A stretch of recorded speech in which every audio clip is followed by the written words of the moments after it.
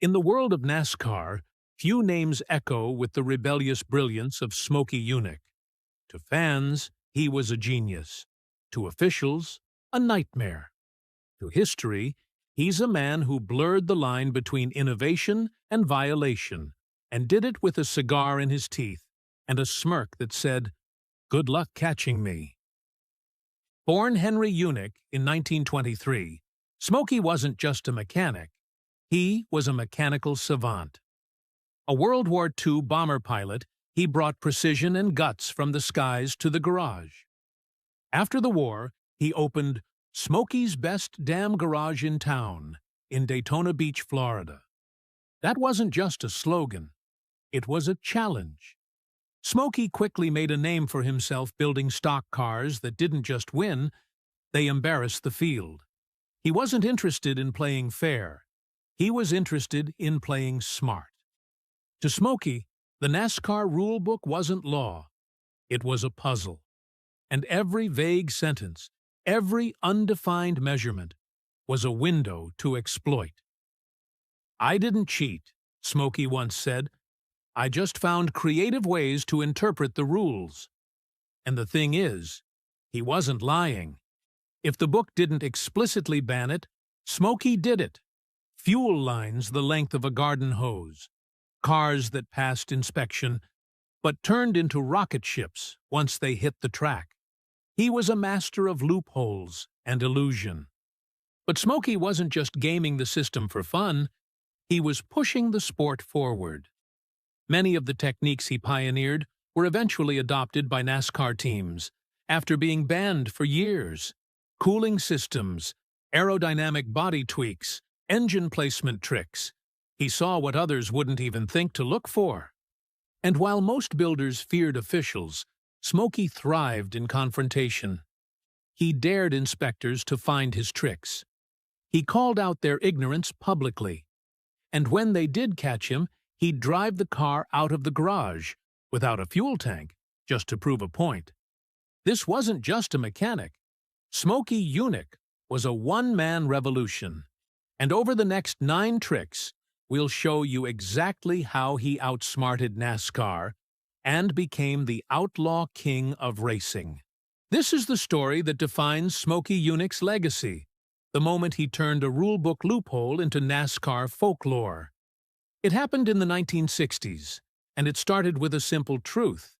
In racing, fuel equals power and strategy.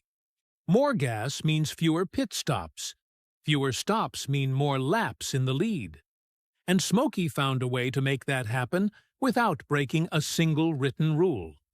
At the time, NASCAR had a strict limit on how much fuel a car's gas tank could carry: 22 gallons. So, Smokey didn't mess with the tank. He simply extended the fuel line. While most cars had a few feet of hose running from the tank to the engine, Smokey coiled 11 feet of 2-inch-wide fuel line through the car's frame. It held over 2 extra gallons of fuel, hidden in plain sight. This meant his car technically had a 22-gallon tank, but in reality, it carried nearly 24 gallons. During a race, that tiny advantage meant staying out longer, gaining positions, and, most importantly, winning. When NASCAR inspectors caught on, they were furious. They pulled the gas tank out of the car, slapped it on the ground, and declared the car illegal. Smokey stood nearby, grinning. Then, in a moment of pure swagger, he jumped into the car, now without a gas tank, and fired it up. The engine roared to life, and with a puff of exhaust, he drove the car out of the inspection area. Without a tank, remember, just on the fuel still left in the line. That single act wasn't just bold, it was defiant genius. It exposed how sloppy NASCAR's rules were and how far ahead Smokey was thinking. After that, NASCAR rewrote the rulebook to limit fuel line volume, line length, and even placement. All thanks to one man who played chess while everyone else played checkers. But Smokey was just getting started. By the mid-1960s, Smokey Yunick's reputation was notorious and well-earned. NASCAR inspectors had begun to scrutinize every inch of his cars, but Smokey wasn't just one step ahead. He was 5, and nowhere was that clearer than in the case of the legendary 7/8 scale Chevelle. The 1967 Chevrolet Chevelle was a fan favorite, and Smokey saw potential, but also a challenge. The car, in stock form, was a little too boxy, a little too heavy, and not quite aerodynamic enough for what he envisioned. So he decided to shrink it.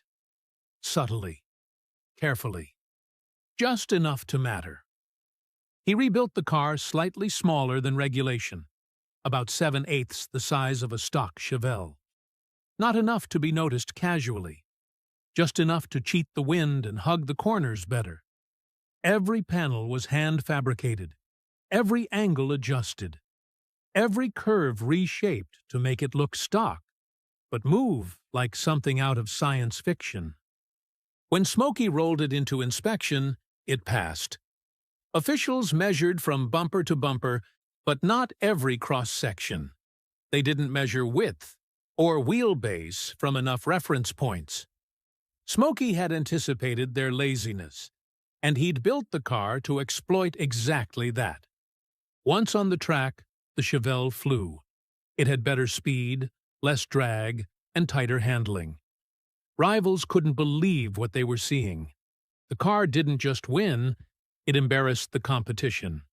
When NASCAR finally caught on, they couldn't prove it. The car had passed all their checks. Smokey just smiled and said, "I didn't cheat. They just didn't measure it right." The Chevelle became the stuff of legend, and NASCAR again rewrote the rulebook. Smokey's message was clear. If the rulebook doesn't say you can't, then by all means, you can. Fuel. Again. But this time, Smokey didn't bother with lines or tanks. He looked at the structure of the car and asked the question no one else dared to. What if I filled the roll cage with gas? In most stock cars, the roll cage is a system of thick metal tubes designed to protect the driver in a crash. They're hollow, normally empty, but Smokey saw an opportunity, another place to store unregulated fuel. He welded the tubing airtight, fitted a hidden inlet, and filled the roll cage with gasoline. The result? A secret auxiliary fuel system that couldn't be seen, couldn't be measured, because no one even thought to look there. During a race, the fuel would be drawn out from the roll cage to supplement the main tank. Once again, Smokey had found a way to run longer, stop less, and win more. And again, NASCAR had no rule against it. Not at the time. Eventually, an inspector noticed the unusually thick smell of gas around Smokey's car, even after it had run dry. They followed the scent, traced the lines, and finally figured it out. The officials were stunned. Smokey just shrugged. There wasn't a rule against it. From that moment forward, NASCAR implemented regulations about what could be used to store fuel, and where. But once again, the sport had been outfoxed. Smokey Yunick wasn't just building race cars. He was building challenges to authority. On 4 wheels, under pressure, at 200 miles per hour. And the rulebook? It was just his playground. By now, Smokey Yunick had built a reputation not just as a mechanic, but as a master illusionist with a wrench. If a car looked legal from the outside, most inspectors gave it the green light. Smokey counted on that, and in one of his most cunning stunts, he exploited an idea that would give him a huge advantage: body offsetting. The concept was simple. Shift the entire body of the car slightly to the left on the chassis. Why? Because most NASCAR tracks at the time were oval and left-turn dominant. A car that was weighted and angled left could corner faster, stay planted, and reduce tire wear on those endless left-hand turns. So Smokey did just that. He mounted the body off-center, but subtly enough that it wouldn't be noticed without precise measurement.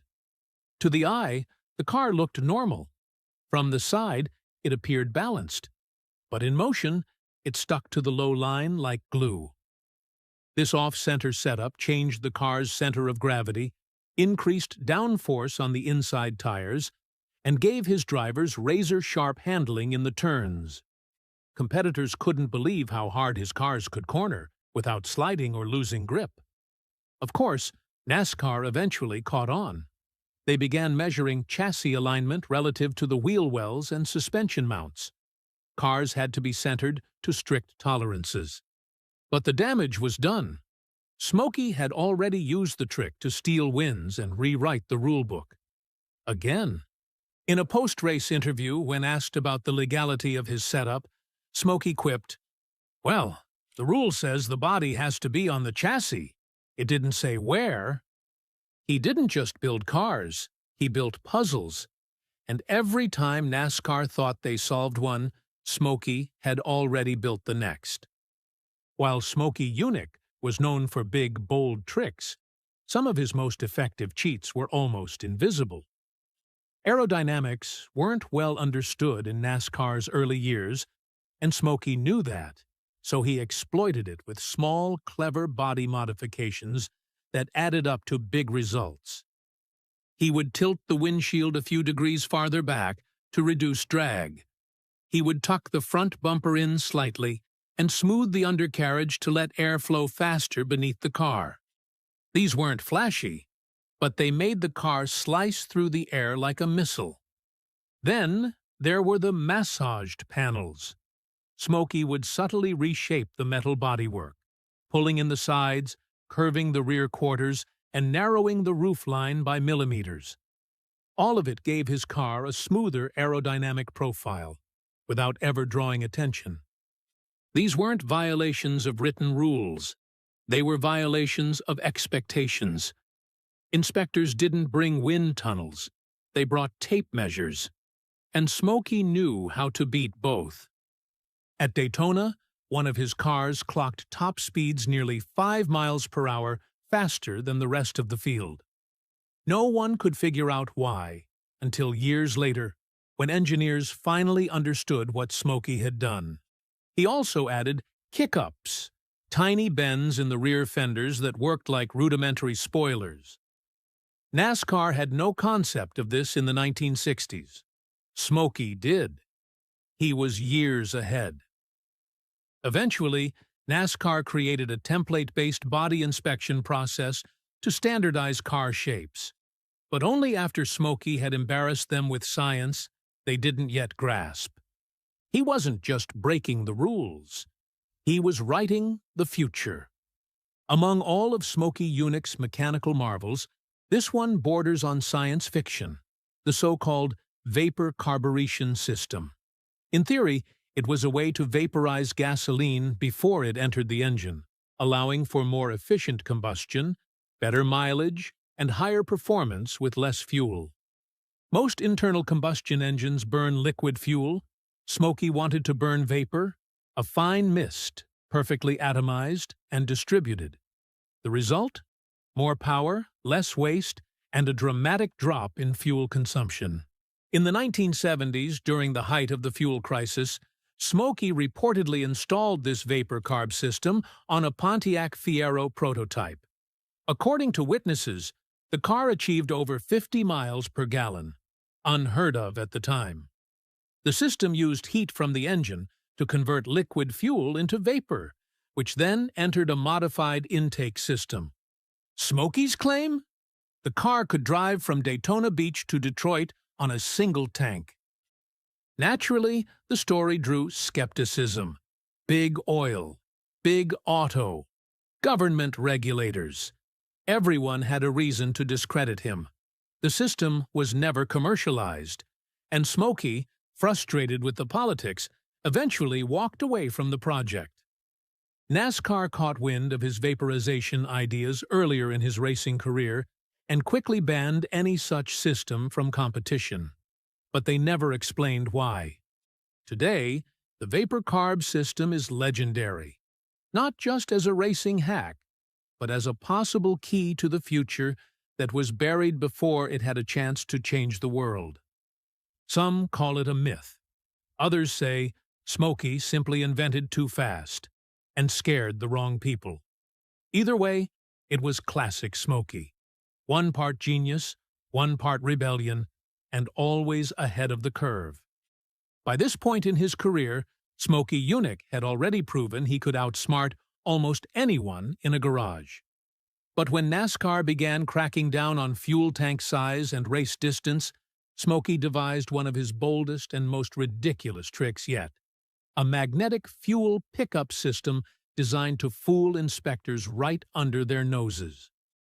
The problem: NASCAR officials were inspecting fuel tanks before races, making sure cars didn't carry more fuel than allowed. The solution?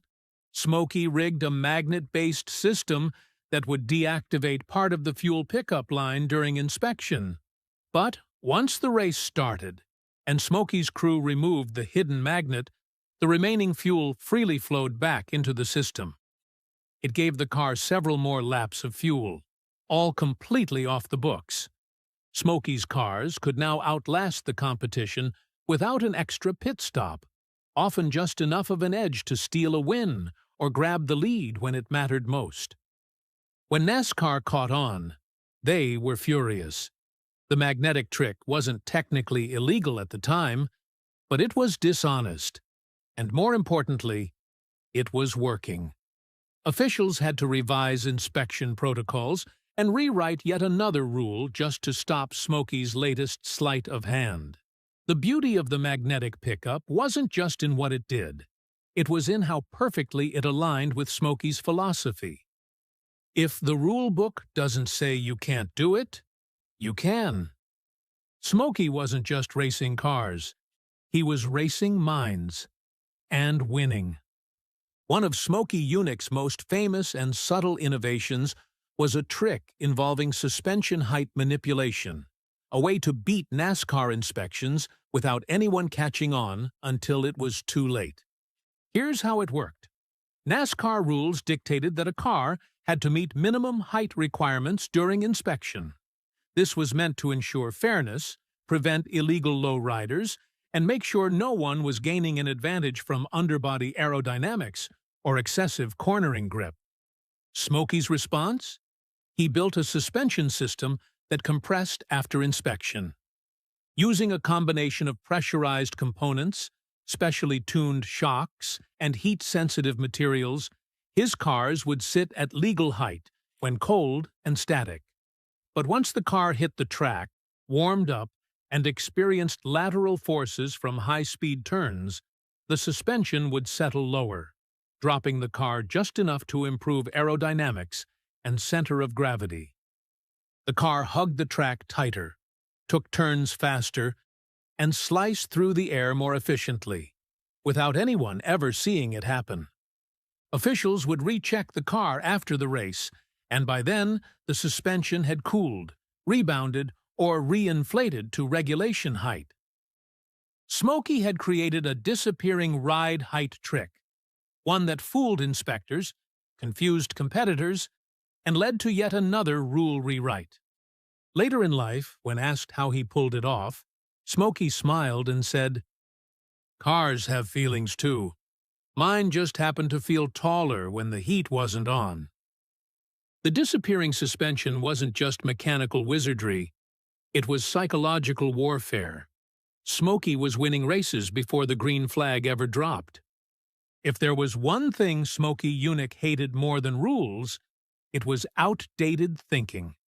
And nowhere did he push boundaries harder than under the hood. One of his final, most ambitious projects? An engine so far ahead of its time that NASCAR didn't even have a rule against it, because they didn't know it was possible. Working closely with General Motors, Smokey developed a radical new engine design that featured variable-length intake runners, reverse-flow cooling, and experimental valve timing. The engine promised higher power, better fuel efficiency, and greater temperature control. A trifecta no one else could touch. When he debuted the engine at a test session, officials were stunned. It didn't just outperform the competition, it embarrassed them. Rivals protested. NASCAR panicked. Not because Smokey broke a rule, but because he built something the rulebook had never imagined. Instead of approving the technology, NASCAR banned it outright. They called it unfair, even though it followed every written guideline. The real issue? It gave Smokey a lead no one else could catch. In interviews later, Smokey said, "I didn't cheat, I just read ahead in the textbook." This wasn't just another loophole. It was the culmination of everything Smokey stood for: innovation, defiance, and an unshakable belief that progress shouldn't wait for permission. To this day, many of the features from that engine have shown up in modern performance designs. Smokey Yunick didn't just build illegal motors, he built the future of racing. And by the time the world caught up, he was already gone.